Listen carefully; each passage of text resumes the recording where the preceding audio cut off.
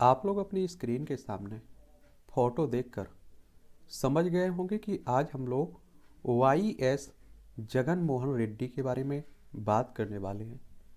इनके बारे में एक सामान्य जानकारी हम लोग देखेंगे। और अभी वर्तमान में आंध्र प्रदेश के ये मुख्यमंत्री हैं। और कुछ पिक्चर देख लीजिए, इनका परिवार है, आप देखिए। और बड़ी ही दिलचस्प कहानी है इनकी संघर्ष की। एक बार पहले आप लोग आंध्र प्रदेश को देख लीजिए। देखिए, ये हमारा प्यारा भारत है, इसमें आप देखेंगे। और यहाँ आप लोगों को आंध्र प्रदेश देखने को मिल जाएगा। अमरावती इसकी राजधानी है। और आप देखेंगे कि भाषाई आधार पर गठित होने वाला पहला राज्य है आपका आंध्र प्रदेश, ये भी याद रखिएगा। इसकी सीमा उड़ीसा, छत्तीसगढ़, तेलंगाना, कर्नाटक और तमिलनाडु से लगती है।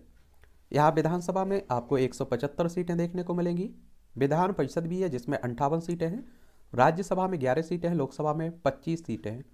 और इसका क्षेत्रफल अगर आप देखें तो 1,62,975 वर्ग किलोमीटर में आपका आंध्र प्रदेश फैला हुआ है। तो जगन मोहन रेड्डी इनका पूरा नाम है। और इनका जन्म 21 दिसंबर 1972 को आंध्र प्रदेश के कडप्पा में होता है। और जगन रेड्डी का सामान्यतः इन्हें आप देखिए वाई एस जगन मोहन रेड्डी के नाम से जानते हैं। इनका लेकिन असली नाम कुछ और ही है। यदुगोरी संदिष्टि जगन मोहन रेड्डी है इनका नाम। और इनके पिता का नाम आप देखेंगे वाई एस राजशेखर रेड्डी। और राजशेखर रेड्डी भी आंध्र प्रदेश के मुख्यमंत्री रहे हैं। और जगन मोहन रेड्डी की मां का नाम वाई एस विजम्मा है। और जगन मोहन रेड्डी की बहन भी है जिनका नाम वाई एस शर्मिला रेड्डी है। और जगन मोहन रेड्डी की पत्नी का नाम वाई एस भारती है। उस तरफ आप देखेंगे इसी तरह के नाम रखे जाते हैं। तो थोड़ा अजीब आपको लग रहा होगा। आंध्र प्रदेश यानी कि अविभाजित आंध्र प्रदेश के पूर्व मुख्यमंत्री दिवंगत वाई एस राजशेखर रेड्डी के इकलौते बेटे जगन मोहन रेड्डी ने अपने कारोबारी करियर 1999 से सन 2000 में पड़ोसी राज्य कर्नाटक में संदूर नाम की एक पावर कंपनी का स्थापित करके किया था। और इसी कंपनी ने उन्होंने पूर्वोत्तर भारत तक पहुंचाया। और उनके पिता राजशेखर रेड्डी 2004 में मुख्यमंत्री बनने के बाद उनका कारोबार फलने फूलने लगा। और उन्होंने सीमेंट संयंत्र, मीडिया, विनिर्माण क्षेत्र में भी प्रसार किया था। और पहले आप सभी जानते हैं कि आंध्र प्रदेश भी इसी का हिस्सा हुआ करता था। लेकिन 2014 में आंध्र प्रदेश से अलग करके तेलंगाना बन चुका था। तेलंगाना आंध्र प्रदेश का हिस्सा था, ये भी याद रखिएगा। इनके राजनीतिक दल की बात करें तो पहले भारतीय राष्ट्रीय कांग्रेस में जुड़े रहे। फिर आप देखेंगे योजना सैनिक रायथू कांग्रेस, इनकी वाईएसआर कांग्रेस देखने को मिलेगी। और ये बड़े बड़े जितने भी नेता आप लोग देखते हैं, शरद पवार हो या आप देखिए कि वाई एस जगन मोहन रेड्डी हो, ये सभी कांग्रेस से निकले हुए। ममता बनर्जी पहले कांग्रेस में रही हैं। अगर हम लोग इनके राजनीतिक जीवन की बात करें तो 2004 में आंध्र प्रदेश में हुए विधानसभा चुनाव में इनकी कांग्रेस की पार्टी को बहुमत मिलता है। इसके बाद जीत के बाद जगन मोहन रेड्डी के पिता वाई एस आर रेड्डी का बड़ा योगदान था। उन्होंने पूरे राज्य में पदयात्रा निकाली थी और जिसका चुनाव पर गहरा असर पड़ा था।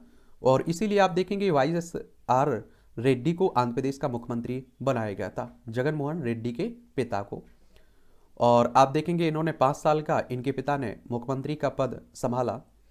लेकिन आप देखेंगे साल 2009 तक जगन मोहन रेड्डी के पास अच्छी खासी संपत्ति हो गई थी। और इस दौरान विपक्ष ने वाई एस आर रेड्डी पर भ्रष्टाचार के गंभीर आरोप भी लगाए और भ्रष्टाचार के मामले में जेल भी गए हुए हैं। कौन? Y S Jagan Mohan Reddy. साल 2009 में आंध्र प्रदेश में फिर से विधानसभा चुनाव होते हैं। इस चुनाव में कांग्रेस को एक साधारण बहुमत मिल सका और इसी के साथ वाई एस आर रेड्डी ने एक बार फिर से मुख्यमंत्री बनने की तैयारी शुरू कर दी। लेकिन इसी दौरान एक हेलीकॉप्टर दुर्घटना में उनकी मौत हो जाती है, यानी कि जगन मोहन रेड्डी के पिता की। वाई एस आर रेड्डी के निधन के बाद पार्टी विधायक जगन मोहन रेड्डी को सीएम बनाने की मांग करने लगे। लेकिन कांग्रेस अध्यक्ष ने वरिष्ठ नेता रोसैया को मुख्यमंत्री बनाया। और दूसरी तरफ खुद को मुख्यमंत्री ना बनाने से नाराज जगन मोहन रेड्डी ने साल 2011 में कांग्रेस से अपनी राय अलग करते हुए नई पार्टी बनाने का ऐलान किया। और जो आप लोग वर्तमान में इनकी पार्टी देखते हैं ना, उसी की स्थापना हुई थी, वाईएसआर कांग्रेस की। मोहन रेड्डी ने अपने पिता के नाम पर वाईएसआर कांग्रेस बनाई। जगन मोहन रेड्डी के साथ 18 कांग्रेसी विधायकों ने भी पार्टी छोड़ दी, वाईएसआर कांग्रेस में शामिल हो गए। और इन 18 सीटों पर साल 2012 में उपचुनाव हुआ, जिनमें से 15 सीटों पर वाईएसआर कांग्रेस ने जीत दर्ज की। और इसी के साथ जगन मोहन रेड्डी की नई पार्टी ने अपनी पहले ही चुनाव में धमाकेदार दस्तक दी। फिर आप देखेंगे कि साल 2014 में आंध्र प्रदेश में विधानसभा चुनाव हुए, जिनमें वाईएसआर कांग्रेस को 175 में से 67 सीटें मिली। इस चुनाव में तेलुगु देशम पार्टी ने जीत दर्ज की और चंद्रबाबू नायडू मुख्यमंत्री बने। साल 2014 में मिली हार के बाद जगन मोहन रेड्डी ने अपने पिता के नक्शे कदम पर चलते हुए कडप्पा से श्रीकाकुलम तक पदयात्रा की और जिसका विस्थापन नाम दिया गया, और इससे पदयात्रा के चलते जगन मोहन रेड्डी की लोकप्रियता में धीरे धीरे बढ़ती गई। और इस तरह की जो भी पदयात्रा हुई है देश में, उसका राजनीतिक फायदा मिला है। आप देखिए अयोध्या यात्रा, रथ यात्रा आपने देखा होगा, लाल कृष्ण आडवाणी, जिसका फायदा बीजेपी को मिला था। साल 2019 में आंध्र प्रदेश में फिर चुनाव होते हैं और जगन मोहन रेड्डी की पार्टी वाईएसआर कांग्रेस को प्रचंड बहुमत मिलता है। वाईएसआर कांग्रेस ने चुनाव में 175 सीटों में से 150 सीटों पर जीत दर्ज की और इसी के साथ जगन मोहन रेड्डी आंध्र प्रदेश के मुख्यमंत्री बने और 30 मई 2019 को जगन मोहन रेड्डी ने आंध्र प्रदेश के मुख्यमंत्री के रूप में शपथ ली। और देखिए आप लोगों के मन में आ रहा होगा कि ये विधानसभा हो, विधान परिषद हो, राज्यसभा हो, लोकसभा हो, राष्ट्रपति हो, उपराष्ट्रपति हो, इनके चुनाव कौन करवाता है? इनके चुनाव के लिए भारतीय निर्वाचन आयोग है, इलेक्शन कमीशन ऑफ इंडिया। ये संवैधानिक संस्था है। संविधान के अनुच्छेद 324 के तहत इसकी स्थापना की बात कही गई है और 25 जनवरी 1950 में इसकी स्थापना हुई थी। नई दिल्ली में हेडक्वार्टर देखने को मिलेगा। सुकुमार सेन पहले मुख्य चुनाव आयुक्त थे, यही चुनाव करवाता है। इनसे जुड़े हुए कुछ विवाद भी हैं। तो 2011 में पूर्व राज्य मंत्री पी शंकर राव ने रेड्डी के खिलाफ याचिका दायर की थी और उसने उन पर बड़ी मात्रा में रुपए जुटाने का आरोप भी लगाया था, 43,000 करोड़, जबकि रेड्डी के पिता आंध्र प्रदेश के सीएम थे। और सीबीआई ने रेड्डी की जांच की और उनके खिलाफ आय से अधिक संपत्ति का मामला भी दर्ज किया था। सीबीआई ने रेड्डी के खिलाफ 11 से अधिक आरोप पत्र दाखिल किए थे। उन्हें 27 मई 2012 को गिरफ्तार किया गया था। उन्हें सितंबर 2013 में रिहा कर दिया गया था और विपक्ष के नेता के रूप में हटा दिया गया था। आजकल आप देखते हैं कि सीबीआई भी काफ़ी चर्चा में है। तो सीबीआई के बारे में बता देता हूँ, सेंट्रल ब्यूरो ऑफ इन्वेस्टिगेशन की बात कर रहा हूँ और 1 अप्रैल 1963 में इसकी स्थापना हुई थी। नई दिल्ली में हेडक्वार्टर देखने को मिलेगा।